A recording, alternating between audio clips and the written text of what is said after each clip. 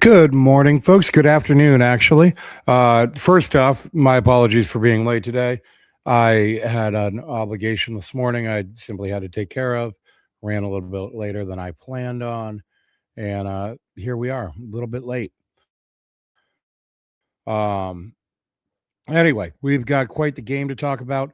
But listen, I want to first talk just because I have listened over the past, 14 or so hours to a lot of sports radio, a lot of sports radio hosts, experts, critics, the like fans absolutely go after the Patriots, go after Drake Maye, go after everything that they've accomplished this year. And I am not going to be one of those guys. Okay. This was a great season. This team absolutely overachieved. Um, Look, nobody had them getting this far. The most optimistic preseason projection that I heard for them was Taylor Kyles from the Patriots CSN network or whatever it is. Said 13 wins, and I don't think he said anything about the playoffs. Obviously, they would be in the playoffs with 13 wins, but and he was laughed at largely. So this was not a team that anybody had getting as far as they did. This is not a team that anybody had winning as many games as they did. And they knew how easy the schedule was before the year, okay? Everybody kept saying, "Oh, we see such and such a team, the Saints, the Browns, the Titans, whatever, as an easy game." Guess what? Everybody else sees us as an easy game. Guess what? We weren't an easy game for anybody. We weren't an easy game for anybody, not all the way through the playoffs. And I'm telling you right now that watching that game last night, I thought there was still a chance in the fourth quarter. I thought they were still kind of in it. And if Drake Maye hadn't missed a throw, this game could have ended very differently. So we'll talk about that more specifically later. But I really want to stress this by saying this team overachieved. Okay. This was a great season by any measurement. And, we just cannot sit here and dump on their accomplishments, the team as a whole, or Drake Maye especially. I mean, look, the kid had one bad game, and I'm going to say one bad game. I understand the postseason was not great. I attribute those two games to weather exclusively. Clearly, it wasn't weather exclusively. Clearly, there were some other issues because there were no weather issues last night. But I do think that those played a big part in the Texans and Denver Broncos games. That was a lot of weather. The kid had one bad game last night. Let's not completely be out on him yet, okay? I have heard fans out there, they're going after Drake Maye, trashing him, and I'm not absolutely not going to be a part of that. Great season. A team that overachieved should have never been in this game to begin with. They were in this game, and they were in this game until late. Okay, they were in this game until early in the fourth quarter. There was a chance. Look, culture was built, standards were set. Every goal that they set for themselves at the start of this season was achieved. What did Mike Vrabel talk about? He said, "I want to win the AFC East." Bam, they did it. He said, "I want to host home playoff games." They did it. He said, "I want to take advantage of bad footballs." They did it. Okay. Now, Seattle didn't play bad football last night. There was no bad football to be taken advantage of. They were simply a better team, and that's fine. This is year one of the rebuild. If this is the ground floor of what this team, this administration, this coaching regime is bringing, damn, I'm excited about the coming years. The ground floor is a Super Bowl appearance. Give me all of that. Give me more and more and more of that. I love where this team is headed. Last night wasn't great, wasn't even good. It was painful to watch at times. I'm not going to lie to you, but this team is headed in the right direction. This team has now become, for the first time in a very long time, even throughout most of that 20-year stretch of success, this team has become a desirable free agent destination. This is a place where the top free agents would like to figure out a way to come. Okay. We're going to sit there and be turning people away over the next however long we have this administration here. All right. Again, if this is the ground floor, the foundation for this rebuild is solid. All right. You don't lose a Super Bowl like this and lose a game like this at this stage and walk away broken. No, you walk away informed. You walk away feeling confident about where you have gotten to and knowing exactly what you have to fix going forward. Okay. So let's talk about this game. Okay. The Seattle defense won this game for them clearly, especially that front four. We talked extensively about the front four. How was Will Campbell and Jared Wilson going to handle that pass rush? And man, nobody on that offensive line really handled anything well. Mike Onwenu played a fairly good game. Throughout the season. He was very good. He was really the only stalwart of the five on that offensive line. Morgan Moses dropped out of pass protection, just completely dropped pass protection. I saw one last night where he went to hit the one guy and the one guy ran around him, and he turned to try and hit the other guy. The other guy ran around him. He whiffed on two different blocks in the same play, and they took Drake Maye down. Okay. Will Campbell, there's numbers out there that say he gave up something like 14 pressures. Um, we're going to see that right here. That's not an accurate stat. Okay. It was not 14 pressures, but it was something like 7 or 8 pressures. It was not good. Will Campbell, he got a reality check. This entire offense got a reality check. See, the Seahawks dictated what they were going to do. And that's, again, what we talked about in the week leading up to this game. The Seahawks like to dictate. They are going to go out there and they're going to do what they do. And they're going to force you to change your game. And the Patriots, ultimately, they didn't play the game that we expected to see from them. Okay. And a lot of that was due to the disruption from the Seattle defensive line. They did exactly the things we talked about. I'm not entirely sure what the Patriots spent the 2 weeks leading up to the Super Bowl doing. Okay. Because it wasn't preparing for the stunts and loops and games that we talked about, even just us, from this defensive line. And we're not professional NFL coaches. They know a lot more than we do. They forget a lot more overnight than we know in our entire lives. And yet somehow they got run through by the freight train that is the Seahawks defensive line in the most predictable manner ever. The Seahawks didn't run a whole lot of blitzes. I mean, they did a couple times, the defensive backs coming out, the secondary, Devin Witherspoon, comes to mind immediately. But ultimately, New England, they were forced into reactive football. They couldn't run the ball. The offensive line couldn't establish any movement whatsoever in the run game. They couldn't protect Drake Maye. And the offense, as a result, it just never found its footing. And everything else flows from that. It didn't matter how good the defense was, and they were great. But getting back to the offense, let's talk about the offensive line's reality check, okay? 28 pressures in the Super Bowl, 6 sacks. It would have been 7, but they took one back and just counted as a tackle for loss. It was nearly a record-setting day in futility for this Patriots offensive line.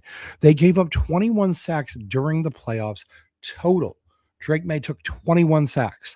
How do you expect a quarterback to get his feet set? How do you expect him to trust his protection? And he didn't. You could see it last night. His head constantly looking back over his left shoulder because he didn't trust his blindside protector. And he should not have trusted his blindside protector. Okay? And that really brings us to one question ultimately, because we heard preseason, once Will Campbell was drafted, what did he say? He said, I'll fight and die to protect my quarterback. Okay, I've got one question for you, Will Campbell. Will you play left guard to protect your quarterback? Because that's what he needs from you. You cannot play left tackle. You are a average left tackle in the NFL, and that's better than a lot of people walking the planet. Okay? There's like 10, 12 guys that are better at this job. But if we're going to compete in that upper stratosphere, we need one of those 10 to 12 guys.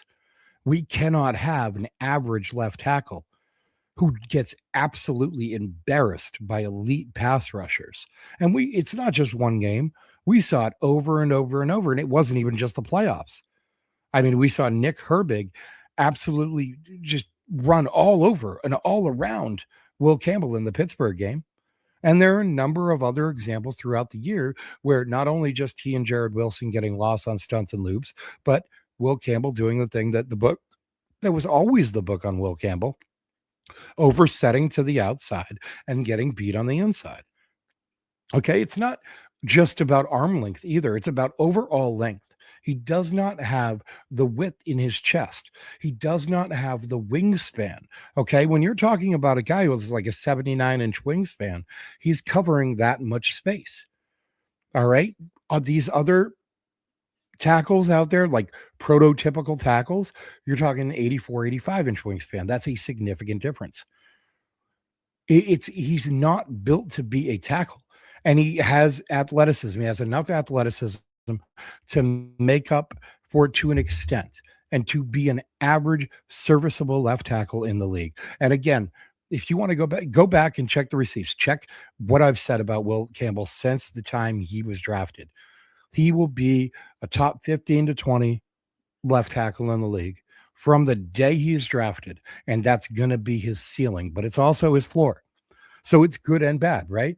You're not going to have a terrible, worst tackle in the league situation, but you're never going to have a great left tackle either.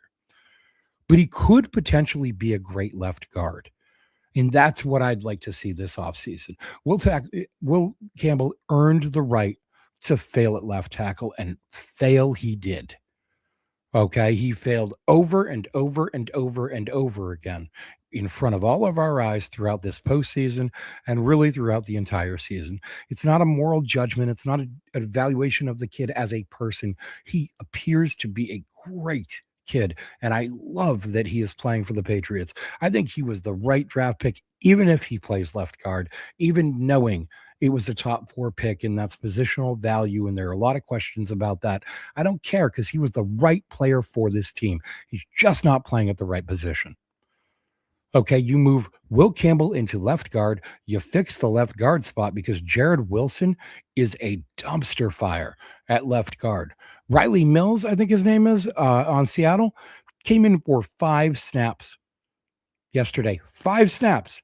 And on one of them, he forklifted Jared Wilson into Drake Maye for a sack. Jared Wilson does not have the functional strength to play left guard. He simply cannot anchor down against powerful pass rushers in one-on-one situations like that. He has shown it again, time and time again throughout this season. I honestly think that at any point in time throughout this playoff run, the Patriots would have been better if they simply put Will Campbell over at left guard and said, hey, hang there, do your best, learn on the fly, real fast, whatever. And then took Vidarian Lowe or whoever, Marcus Bryant, Thomas Munford, pick a fan out of the stands. I don't care. They couldn't have done worse than he did yesterday. And throw them at left tackle. And at least you've improved the left guard spot. And then once you get that spot settled, the center spot's decent. The right guard is very good. The right tackle, we got to talk about Morgan Moses, okay? He's obviously he's a little older. He hasn't been great this year. He just hasn't. And again, there have been not just last night, but multiple incidents where Morgan Moses I don't know if he got fooled. I don't know if it's just a matter of they're just that much quicker than he is. So he looks completely flat-footed in the pass pro, but he is just getting run around in pass protection at times. He is right on the cusp of needing to be promoted to position coach. Okay. Because I just don't know if he's got it anymore. And it would be fine if Moses was the worst spot on your line, or maybe the second worst spot on your line, but he's really like the second best player on our offensive line right now. And that is a problem. You cannot have that be the ceiling or close to the ceiling of this team. It's just not acceptable, and it's not going to work when you get to competing against elite teams.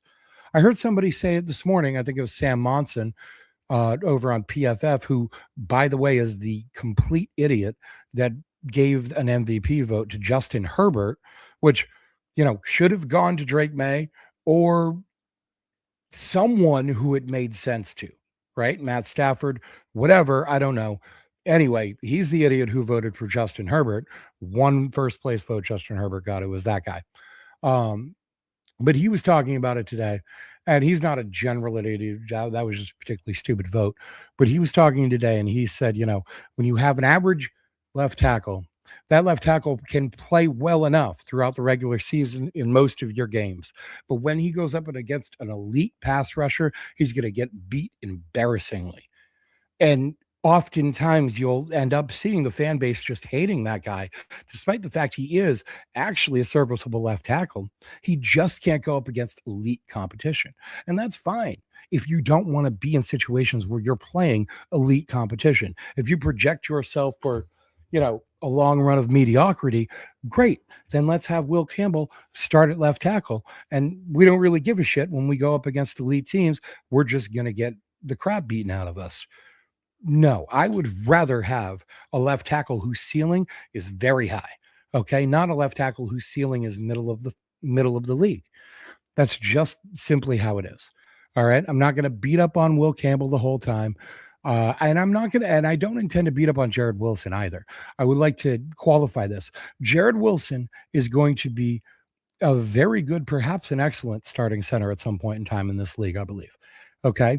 It is a slightly different skill set when you're at center. Okay. When you're at center, you're dealing with a lot more double teams. Like you're part of the double team.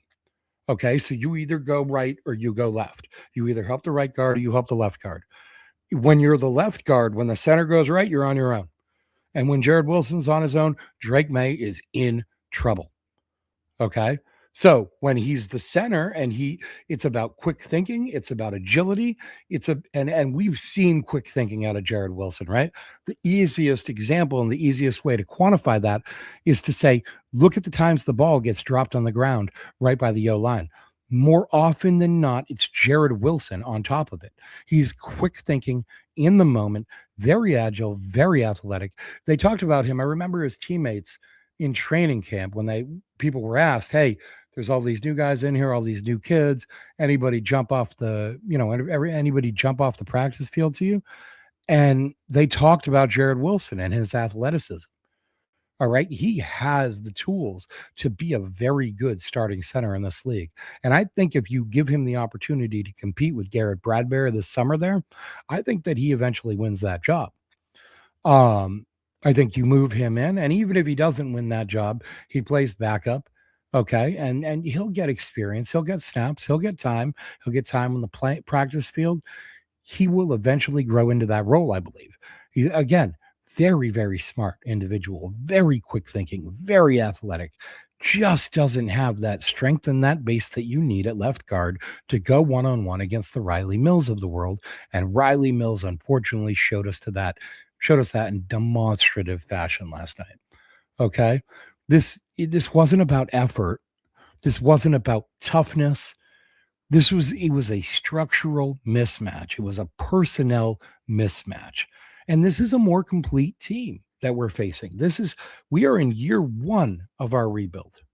Seattle is in year 2 of their coach, but really, I mean, some of the building on this team, Kenneth Walker just finished the 4th year of his contract. Okay. He was drafted in the 2022 draft. Devin Witherspoon was drafted, I believe, in 22. On and on and on. A lot of these guys were drafted prior. Okay. Mike Vrabel, he did not have that luxury. He came into this team and he had to tear down more than half the roster immediately because we had about 4 years worth of drafting that was just straight trash, and it needed to be treated like that. He lit it on fire, he threw it out, and he's completely rebuilt this team. Okay, we drastically overachieved. We ran into a much, much better team. And you know what? We were still hanging around late. All right. Now, Drake Maye, he was not good. He was bad. Objectively, he was bad last night. Okay. And the difference in that game, one of the major differences in that game was how did those quarterbacks handle pressure? And I'm going to give credit where credit is due. Okay. Sam Darnold, he wasn't good. He wasn't great. He wasn't anything that I would put on that side of the neutral line, but he wasn't terrible either. Okay. Drake Maye was terrible. He handled the pressure horribly. He dropped the ball. He threw it into dangerous, bad situations, just made bad choices. He did not handle it well. Sam Darnold was under pressure constantly throughout the game. and he handled it very well. His pocket presence was outstanding. His ability to just slightly move and avoid a sack was just, I mean, it was jaw dropping. We were so close to having him so many times, and it was just by a hair they'd miss him. That ability to manipulate the pocket, it's a very veteran quality that you learn eventually. And I'm not going to say he's mastered it, but that was quite the showing. Okay. And that was the difference between this. Drake Maye actually had a better game statistically than Sam Darnold did. 27 of 43 for Maye, 295 yards, 2 touchdowns, 2 interceptions, 6 sacks. And again, that could have been 7, but they reclassified one to a missed tackle for loss due to a broken play. Total 16.3 QBR, which is rough, and a 79.1 passer rating. Now, the QBR takes into account the sacks and mobility. The passer rating is literally just on passes. And you'll see that he and Darnold actually had a lower passer rating. Let's see. I don't have it written down right there, but it is in my notes. Darnold, where is he? Passer rating of 74.7. Again, to Drake Maye's 79.1. Drake Maye threw it more. He threw for a better completion percentage. He threw for almost 100 more yards. He threw for an extra touchdown. He did have the 2 interceptions, and Sam Darnold didn't have any of those. But overall, this was not necessarily just a bad game from Drake Maye. Okay. When he threw the ball, despite that, it was a couple of really bad decisions. It wasn't all bad. This is not a good game. It wasn't really a fair one. Okay. He was under constant pressure. He never got into a rhythm. I mean, pressure arrived before concepts developed, before he even had a chance to think about the concepts. The interceptions came that again, I like the Kyle Williams play specifically. Okay. The one where he overthrew Kyle Williams drove me crazy because I was so close to being right on Kyle Williams breaking a big play, right? If Drake Maye had just led him like he should have, Kyle Williams would have been gone. All right. And now if you look at this is the draw up of this play. Okay. It's off of Next Gen Stats. They kind of do like little replay sorts of things of highlight plays. And this right here, this line right in the center, I don't think you can see my mouse, and I just realized that, but the line right in the center represents Kyle Williams. Okay. It kind of looks like it goes up and goes off to the right over the middle of the field. That's Kyle Williams. And if you see the ball traveling to him there, it's actually traveling to number 20. Sorry, number 20 is the loop. 18 is Kyle Williams. When he lets go of that ball, Kyle Williams is exactly where the ball arrives. Like he looked and he didn't even think, oh, I've got to lead him. He just thought, let me get rid of this damn ball and threw the ball right to where he was at the time. Now, if he just led him, I mean, you look at that. There's nobody for miles in front of Kyle Williams. He's the fastest guy on the field. He's gone at that point in time. You just hit him right. And that's early in the fourth quarter. The score was 19-7 at that point in time. They hit that play. It's 19-14 with plenty of time left, a defense that is absolutely feasting. And at that point in time, JSN was in the trainer's room getting looked out for concussion symptoms. So this was a team that was in this game later.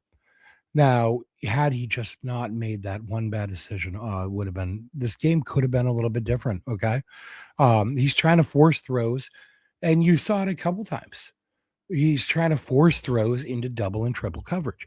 Now, he continued to try and compete even when the pocket collapsed, even though he looked uncomfortable. He looked like he didn't trust his pass protection. And again, he shouldn't have. Okay.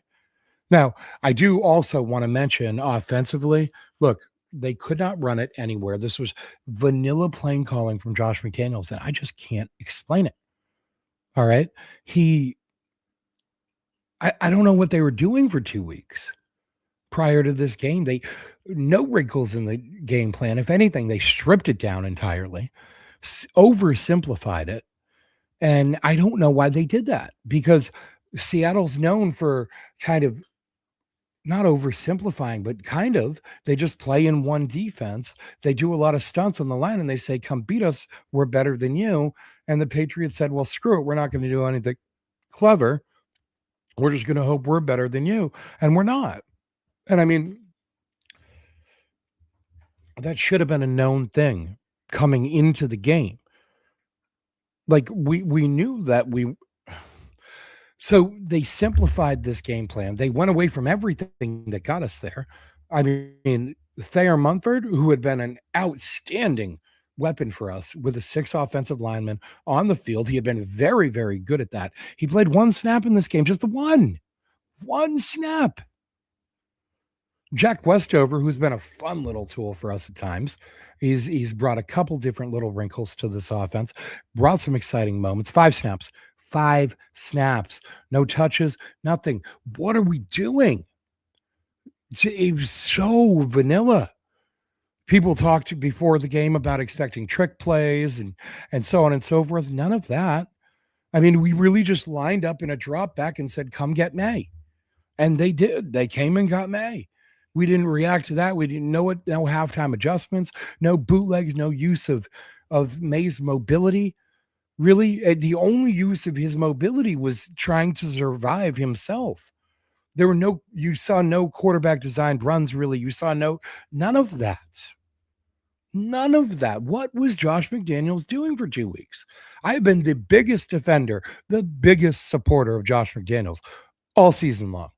Okay, I've talked all at nauseum about all that he's brought to this team, about all that he's brought and helped to contribute to Drake Maye's, growth this season. But yesterday and last night, just indefensible game plan from Josh McDaniels. There's nothing in the game plan, nothing drawn up to trick Seattle, nothing drawn up to take advantage of the defense. I mean, you get right down to it. It was so basic that even if you look at the carries from the running backs, 7 times Ramondre Stevenson carried it. 6 of those he went right. The 7th one was a little bit left, but not really. Probably a cutback from him. I didn't see the actual play. But 7 runs, all right for Ramondre. 6 runs for Travion. Guess where they went? All left. So if Travion got the ball and he was running it, he was going to go left. If Ramondre was on the field and it was going to be a run, it was going to go right. That was how just not complicated and not trying to mix shit up that they were. And I can't defend it at all. The other thing that I would say is well worth saying about this offense is Mack Hollins. All right.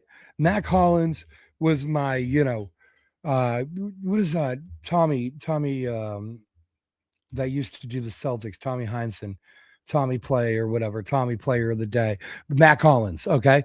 Mack Hollins on one drive there just said, nope, we're not going to get shut out. Okay. That was effort. Those 2 catches were effort. That was effort. That was being there for your team. That was just saying, no, this is not happening right now. All right. Now, I don't know why he can't do that every play. I don't. And if he could, he wouldn't be Mack Hollins. He'd be Randy Moss or whatever, right? But those 2 plays back to back, that reignited a fire in the offense, right? It wasn't a big fire. It was more like a match, okay? And he got blown out a couple times. They tried to reignite it a few times. But listen, Mack Hollins stepped up as the leader for that team. And look, I'm not saying that you have Mack Hollins specifically for his postseason. No. You have him for his leadership. And there are moments in a game where you say, fuck it, dude, I'm not going to get beat like this. Okay? And that's what Mack Hollins did. He stepped up. He made a catch in triple coverage. He made another catch down the field that he probably shouldn't have been able to make. Okay? Over a cornerback, a good cornerback. a deep catch. That whole drive was Mack Hollins saying, we're not going to get shut out. And they didn't.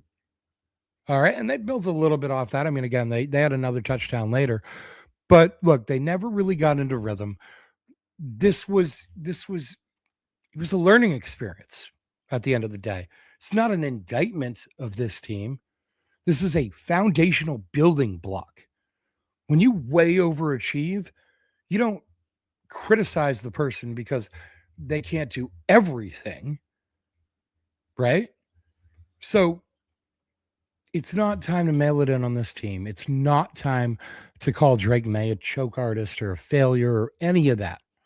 All right. This is a learning experience. There's a whole lot ahead for Drake Maye, for this team, and especially for this defense, which I cannot say enough about. I mean, the secondary was aggressive. They were so good. They were so close to getting their hands on those passes early in the game. Right? You saw them aggressively jumping those routes over and over and over. It's like they knew. It's like they were thinking the same thing I was talking about all week last week. If we can just get to Darnold early, you knock him off his game and he doesn't come back from it. But they couldn't. They were so close, but they just couldn't get it. But they did their job. Look at the numbers on these receivers at the end of the game. Jackson Smith and Jigba, Offensive Player of the Year, widely considered by many people to be the best, if not certainly one of the top 3 wide receivers in the entire league. And what did he do? 10 targets, 4 catches, 27 yards. It's a 40% catch rate, 2.7 yards per target. That is not good at all. Okay. Christian Gonzalez, he went out there and he earned his contract extension. You better believe that. When he goes to that bargaining table this summer, we talked about it on Friday, right? Are you going to put him one-on-one against JSN? Is he going to earn that money? Hell yes, he is. He went out there and he shut down JSN. They had a couple snaps where they were directly matched up on each other. But I mean, look at this. Under 5 minutes to go in the first half, JSN had more targets than yards. 10 matchups they had total, 2 targets, 0 receptions. All right. Christian Gonzalez stepped up, just like you want a shutdown corner to step up. And I mean, it wasn't just about JSN, right? He moved around the field a bit. Rashid Shaheed, 2 for 27 on 5 targets.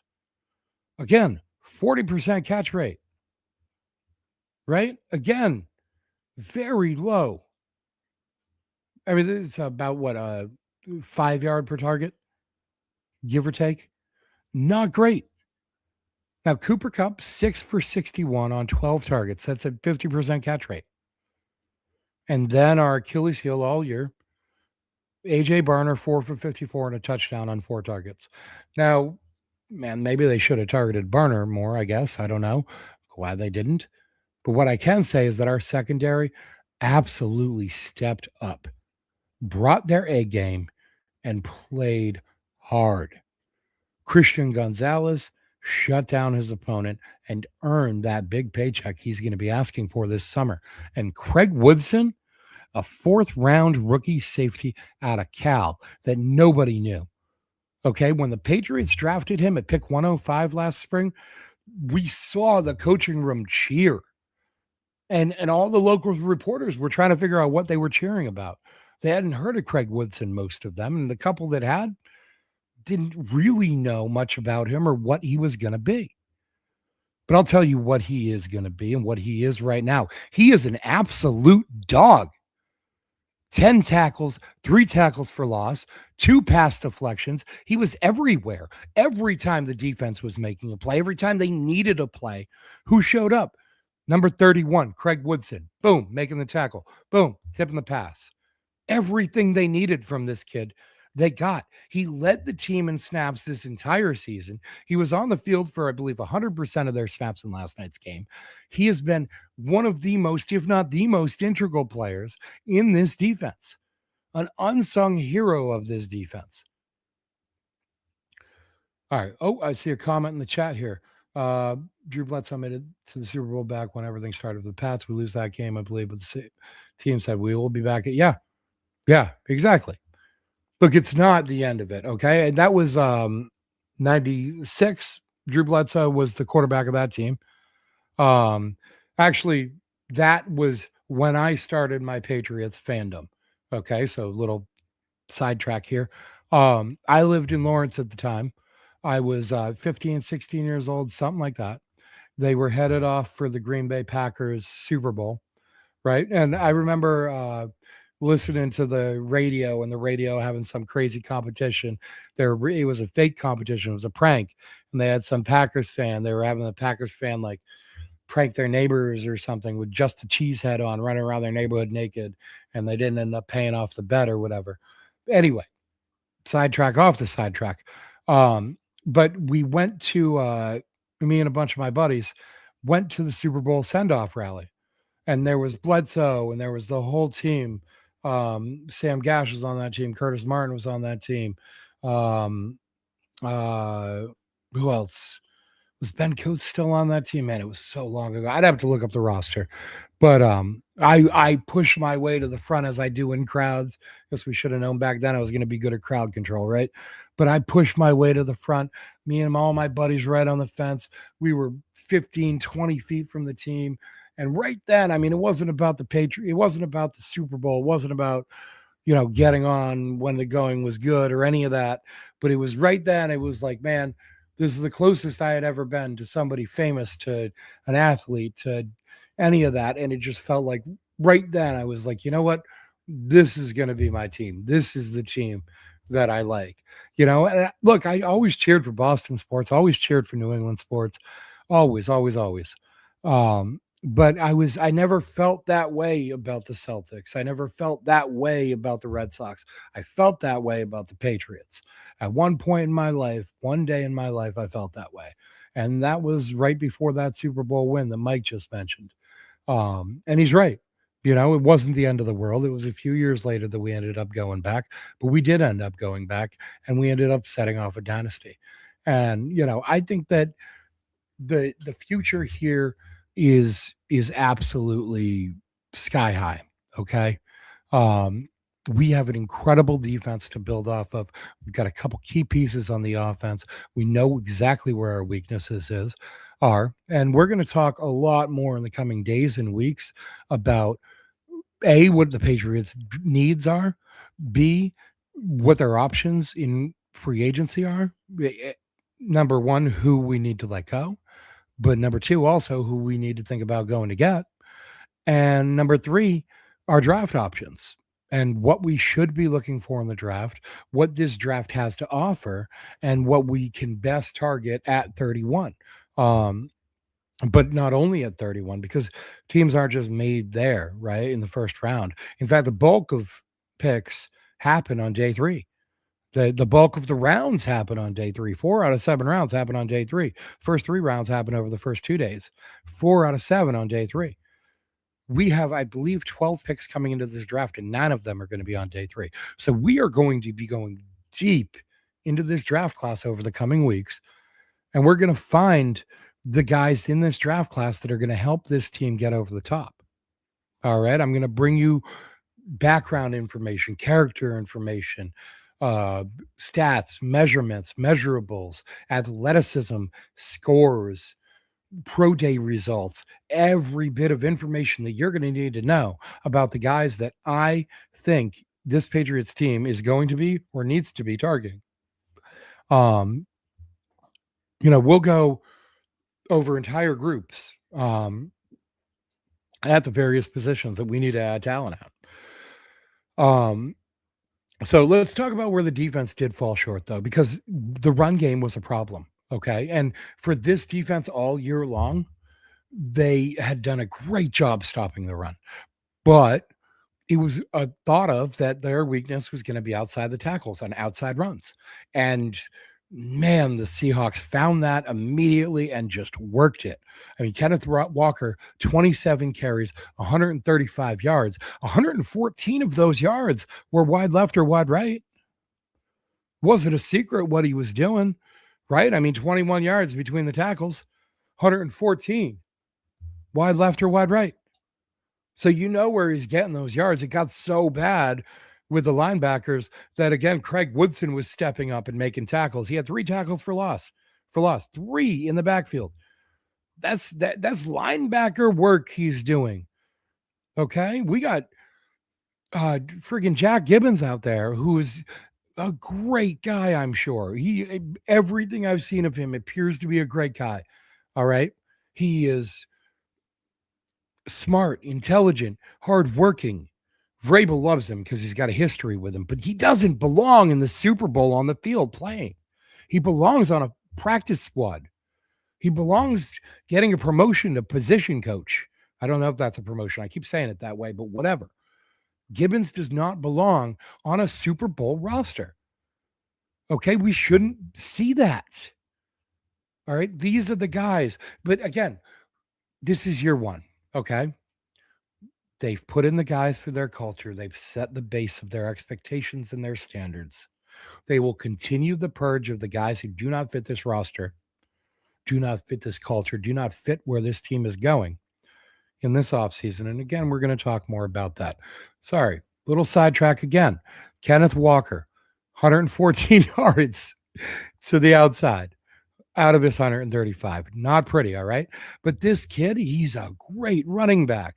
Okay, I mean, people coming out of the games were drawing comparisons to Le'Veon Bell. The patience, the vision. You would see him literally just pause behind the line. Oh, look, a crack open. Squeeze through it. The acceleration, the speed. They got this kid in the second round a few years ago, by the way, and he's a free agent this offseason. Note to self. All right, I don't think we're going to have the kind of money. I don't even know if we're out of the position in this build right now to add a running back of that caliber. But we saw what running backs of that caliber do. Okay. And if you can't see the difference in his patience and vision between what he does and what Travion Henderson does, if you can't see the difference in his burst and speed between when he's running the ball and when Ramondre Stevenson is running the ball, then I'd advise you to go back and take another look. Okay, because it jumped off the tape at me. I mean, the quickness, the speed, the patience, the vision, it was all there in one package. That kid made himself a lot of money last night, a lot of money. He is going to be signing probably a $15 to $20 million a year free agency deal this offseason. I don't know if it's going to be with Seattle because Seattle is not in a great spot salary cap wise. Okay, they're going to be losing him. They're probably going to be losing Boye Mafe, who was an edge rusher for them. We saw him a few times last night pop up. So he went out there and he made himself a lot of money. He got himself a Super Bowl MVP. He had a day. It was at our expense, but you got to admit, you got to admire the talent to some extent. Okay. Point is, this wasn't a failure of effort. All right. This was just, these guys aren't great right now. Okay. And Harold Landry is another player that we need to talk about. This is a guy, he compiled one stat. He was injured most of the season. He got a sizable contract last offseason, a big enough contract. He needs to show up better than this for most of the year, not just in the big moments, but where was this guy for most of the year? All right. He barely practiced with the team. It was constant vet rest days. He was barely a part of the process, it felt like. And ultimately, when it came down to it, when the lights shined the brightest, he faded. He had 1 tackle yesterday, no other numbers whatsoever. All right, Caleb Von Chason on the other side, he's not great against the run. He wasn't great yesterday. He wasn't even good yesterday, but he was great throughout this postseason. We saw him rack up sacks, force mistakes from quarterbacks, okay? Caleb Von Chason is a guy I'd be interested in bringing back. But Harold Landry is a guy that we need to start thinking about replacing.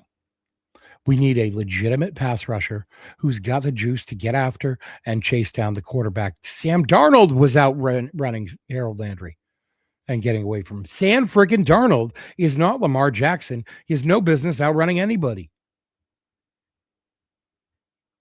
And yet, Harold Landry could not get him yesterday. Honestly, at this point in time, it's probably time for Harold Landry to like medically retire or something. I don't know. But it's we've got to get something better than that, especially for the money that we're paying him. I think he signed a $15 million a year contract last year. I would have to look it up. It would be horrible television, podcasting, whatever we're calling this, for me to look it up while we're doing this.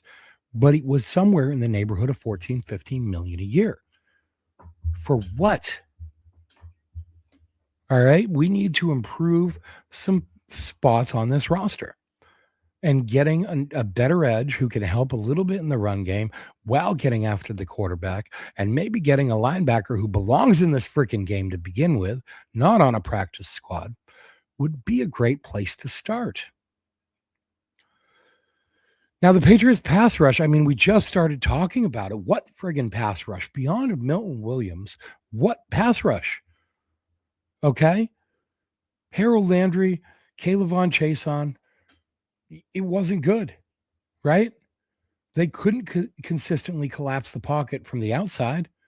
Milton Williams did get after them. But when you look at this, look, the missed tackles. 8 missed tackles from the Patriots. And I specifically remember Spillane missing one on A.J. Barner. 5 missed tackles from the Seahawks. So they weren't perfect, but 80 missed tackle yards allowed? That's a big difference in a tight game. You cannot run with stuff like that. You just can't have that going on. All right. And despite the fact, again, let's give Sam Darnold his flowers. Okay. He went 19 of 38, 202 yards, 1 touchdown, a 53.0 QBR, which is not good, right? QBR maxes out at 100, just for the record. Now, Drake Maye, if we remember back, had a 14. Also not good. The QBR takes into account sacks, mobility, stuff like that, more so than the passer rating does. They're both imperfect measurements, but they're measurements that are used. So it is what it is. 74.7 passer rating. Again, a little bit lower than Drake Maye's, who I believe was 77.8 or 78, something in that neighborhood.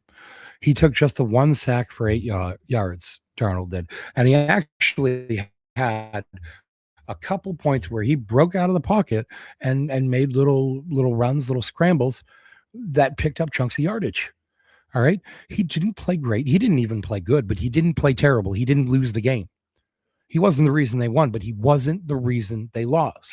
And there's some lesson that can be taken from that with Drake Maye, because for 3 games in a row, 2 games in a row, the Chargers game, he was solid. 3 games in a row, 2 games in a row prior to the Super Bowl, Drake Maye tried his hardest to be the reason they lost. He gave the ball away, put it on the ground, he threw it to the other team. He did everything but throw passes to his team like he had done all year long, but be an MVP quarterback like he had done all year long. And they hadn't lost till that point. But yesterday, Darnold didn't play good. He didn't play great. He didn't play well. He didn't play any of those descriptive words. He just wasn't the reason they lost. And sometimes that's enough. Sometimes when you have a dominant defense going up against an inexperienced offense, whose offensive coordinator, I don't know, went on vacation for 2 weeks before the game, you just have to not be the reason they lose. Sometimes that's enough. Yesterday for Darnold, that was enough. And his pocket presence again. I've got to speak on that again. Okay. He didn't play great. He didn't play good. He didn't play well. He didn't play any of those things, but he did have great pocket presence. And you've got to look at that and remember who Sam Darnold is and has been throughout his history. And then you think about Drake Maye yesterday. We know Drake Maye's got the talent. We know Drake Maye's got the skills, but he needs that experience. He needs to learn how to play in the snow. Obviously, that's a problem.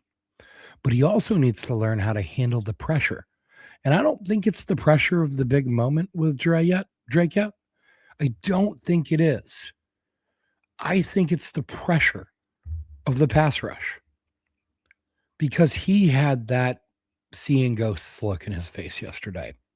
A bunch of people have said it. They're not wrong. He had a lost look in his face. He had a look like he was under a barrage of attacks from every which direction, and he couldn't figure out what the hell to do. And like he hadn't been given any help by the offensive coaching staff as to figure out what to do. He hadn't been given any answers. That game yesterday, Mike McDonald beat Josh McDaniels. Outright beat him like a redheaded stepchild. That's just what happened. He didn't beat Drake Maye. Drake Maye got thrown in the deep end with no water wings and not even a damn swimming lesson. All right. But it wasn't even just on the offensive line. Wide receivers had an incredibly hard time getting separation. And even when they did get a little bit of separation, they dropped balls. Kayshon Boutte had one hit him right in the hands and dropped it. These receivers could not get separation. And when they did, or when they got contested catch opportunities, they simply didn't make the plays. So there's another group that we're going to need to look to upgrade in the upcoming offseason, right? Wide receiver, linebacker, and edge. 3 groups right off the top of our head. File that away for later. That all brings us to coaching, right? I mean, we talked about the coaching here and there. It's vanilla. No trick plays, no heavy personnel, no 6-0 outlooks, very little creativity. All right. Just went away from everything that got us there. Sat guys like Munford, Westover on the bench for the majority of the game. They barely contributed. They played not to lose. They played almost like the entire game plan was for the defense to win the game somehow. And then the offense would just ride in and maybe get an explosive later or get a chip shot field goal here or there or whatever. But the defense was going to do the yeoman's work of the day. And I mean, man, that's not fair to the defense. It just, man, when you play not to lose early, sometimes you end up having to chase late. And that just doesn't work for us. It doesn't work for anyone. All right. So again, lessons learned yesterday, okay? This doesn't erase the season. This is a lesson in who we are, how we need to improve, and the things that we can do going forward to be a better football team. So here's the things that we learned, okay? The offensive line needs to be addressed. The left side of the offensive line cannot remain the same. Jared Wilson cannot play left guard. Will Campbell cannot play left tackle. They both need to be moved inside. Will create better depth along the interior of the offensive line, at very least, with Campbell starting and Jared Wilson either backing up both spots, moving into the center position, Bradbury start backing up. Maybe Bradbury gets cut. I don't know. But we move both those guys inside and we go find ourselves a real left tackle. There are a few options out there. Left tackle is a hard thing to find, okay? Might be the only thing harder to find, or as hard to find, as a quarterback. It's very close. It's a hard thing to find.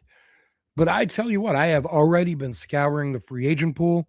I've studied the draft class extensively already, and I will continue to do more film watching, more film study, more study of each prospect and every prospect. And I'm going to bring you the best options that we can fill that tackle spot with.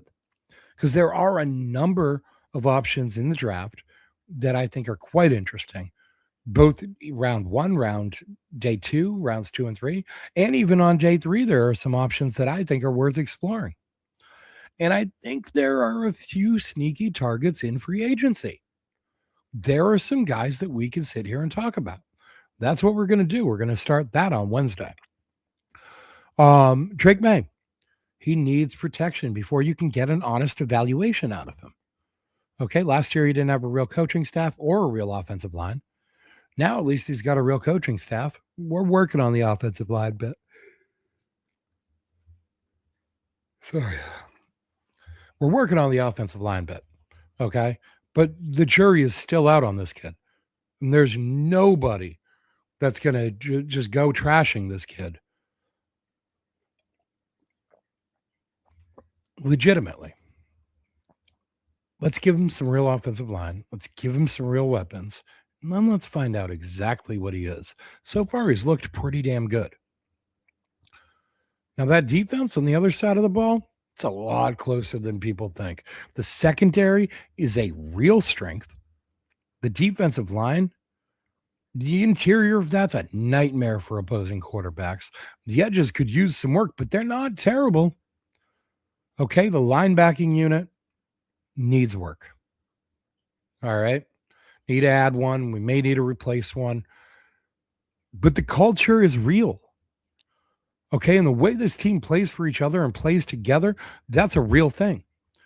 All right. And that culture, that's going to draft free agent players here.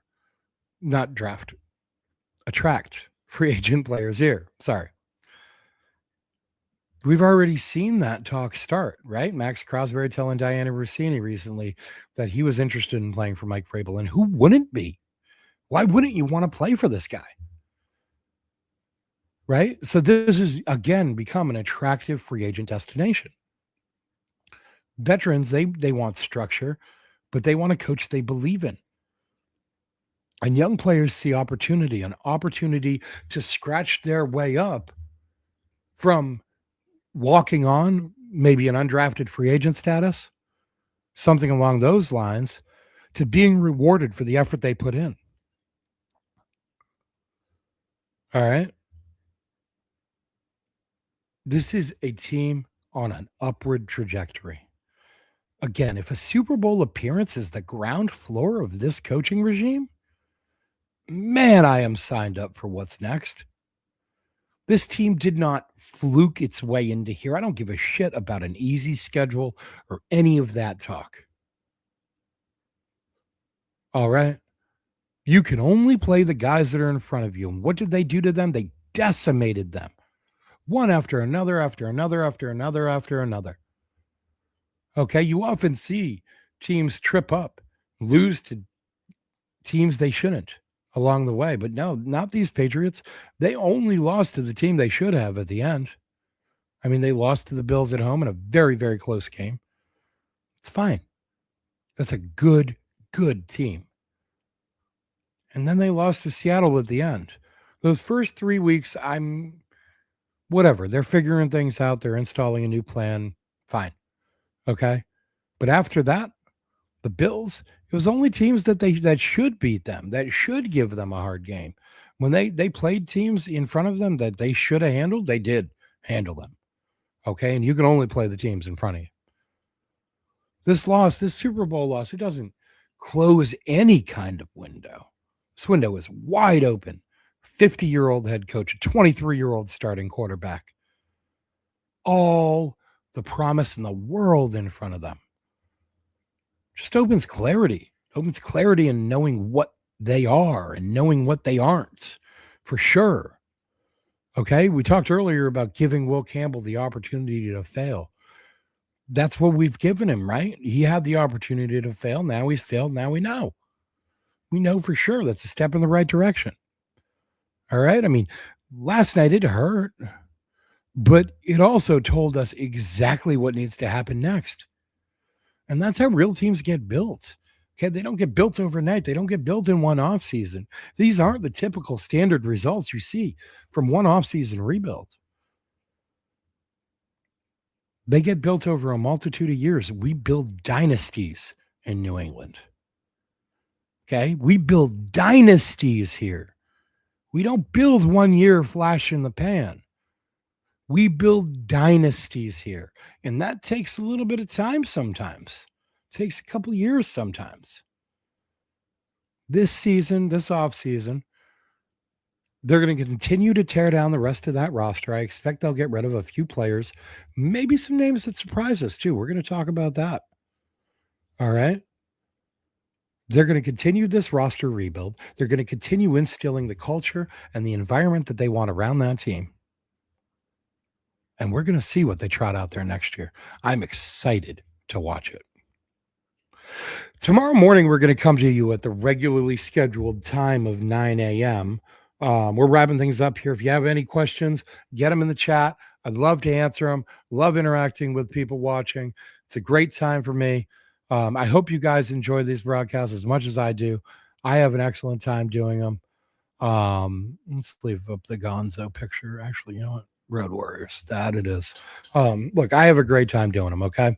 Tomorrow morning, 9 a.m. Peter Quinn, Seahawks podcaster. He came on with us last week. Win, lose, or draw. We told him we were coming back here Tuesday and we were going to talk about the game, what happened, and where these teams go from here. And that's what we're going to do tomorrow morning, 9 a.m. Myself, Peter Quinn, both of Draft Professors podcast, but also of Snap Judgments. Here, subscribe down that way, like, subscribe, share, tell a friend, whatever. All kinds of free shit you can do to support us here at the channel. We're just trying to bring you good quality content. It's going to continue throughout the off season and into next year. I'll be back here tomorrow. And then again, Wednesday, we start off seasons. We start a self-analysis, talk about what we need to do, what we need to get rid of, what we need to add. Be here for it. Stick around all off season. You're going to know more about this team than all of your friends. I am glad you didn't miss it too, Mike. Thank you for being here. So happy to have everybody that hangs out, that comes around, that watches us, that shares our posts, that tells people about us. This show couldn't do any of this stuff without you guys. I wouldn't even be here without you guys. Absolutely love the group that comes here. Love the group that enjoys these podcasts. Thank you for watching. Subscribe, like if you missed any part of this podcast. Go back, watch the replay. Let me know what you think. That's the end of the stream today. I will see you tomorrow morning. Peter Quinn and I will be here to talk one last time about the Super Bowl. Have a great night, everyone.